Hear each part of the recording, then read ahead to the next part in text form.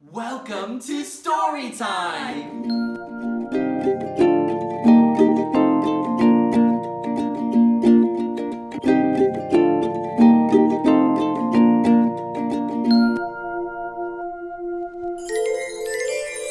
Hello everyone and welcome to Riverside Performing Arts Story Time.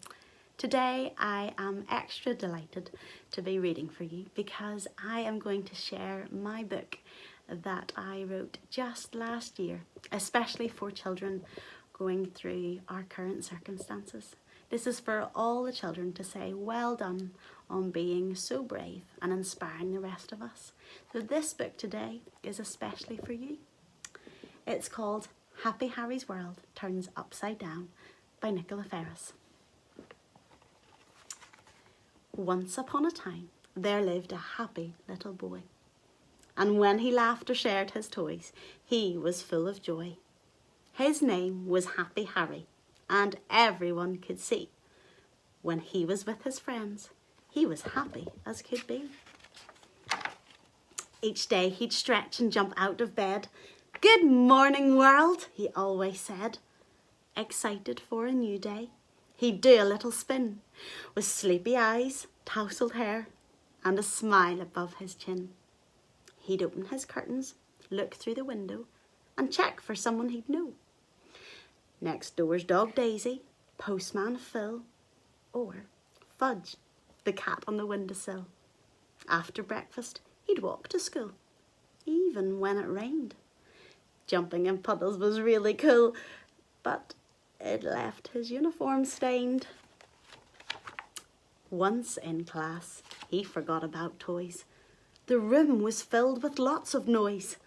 Children singing, whistles blowing, recorders squeaking, experiments exploding. Harry liked school. It was fun, especially on days his football team won. His teacher was kind and helped him see, with superstar stamps, how great he could be. Homework club was in the hall. They had drama, art, and games for all. And best of all were swimming trips, because afterwards they all shared chips. But one day everything changed.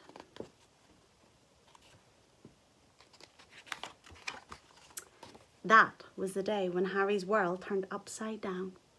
Even his smile turned the wrong way round, and it became a frown. That evening after dinner, Harry's mum turned on TV, where a sick bug was announced for all the world to see.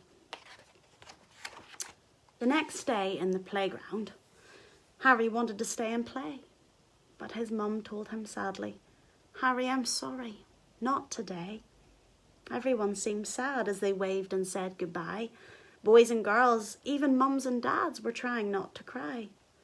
Like all the other boys and girls, Harry didn't understand why playing with his friends had now suddenly been banned. Harry was upset.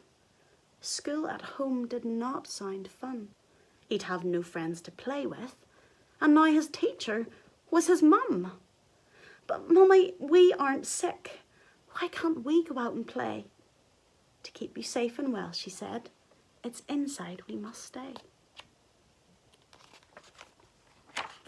The next morning when Harry woke up, he was feeling very sad.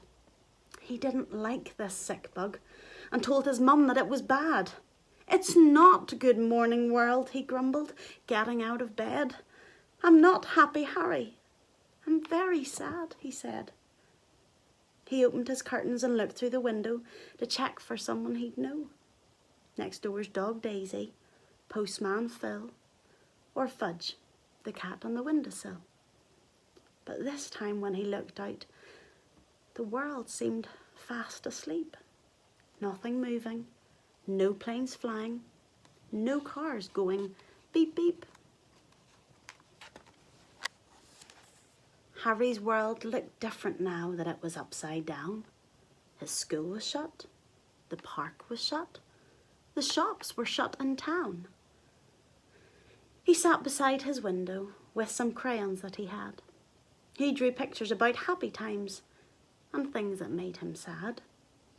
Through my window I look for friends and wonder who I'll see. But there's nobody to play with and no one sitting next to me.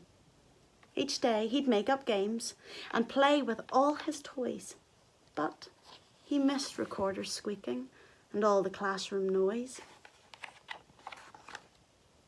School with his mum was fun. He learnt new things every day.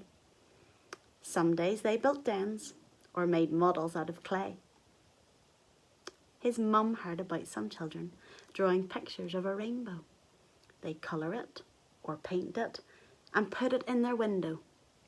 So Harry drew his rainbow and joined in all the fun. Then he looked for all the rainbows other boys and girls had done. As Harry played alone, he thought of life before the sick bug. "I want my friends," he cried, throwing toys across the rug. "Harry, I know this all seems strange and makes us feel quite sad, but one day soon this will change and we'll be very glad. We hope for things we can't yet see and have faith that they will come. So now we wait with patience and thankful hearts," said Harry's mum. That evening, before bed, Harry said his nighttime prayers. He talked to God about his day and told him all his cares. "Thank you for the world you made, for sunshine, food and fun. I'm sorry that I threw my toys and wasn't kind to Mum. Please look after all my friends and my family. Please keep Nanny and Papa safe and give them hugs from me. Amen." Then his mum turned off the light and Harry fell asleep. He dreamt of big planes flying and cars that went beep beep. When Harry awoke the next morning, he stretched and jumped out of bed. With sleepy eyes and tousled hair, "Good morning, world," he said. He opened his curtains and looked through the window to check for someone he'd know. Next door's dog Daisy, postman Phil, or Fudge, the cat on the windowsill.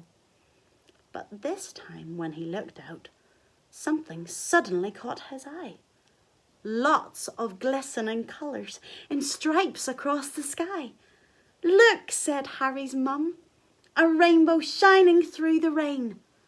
The promise of new life and hope for change again." After his mum had said this, Harry hoped and looked for change. He began to like some things that at first he thought seemed strange. Harry still missed his friends, but school at home was good fun too.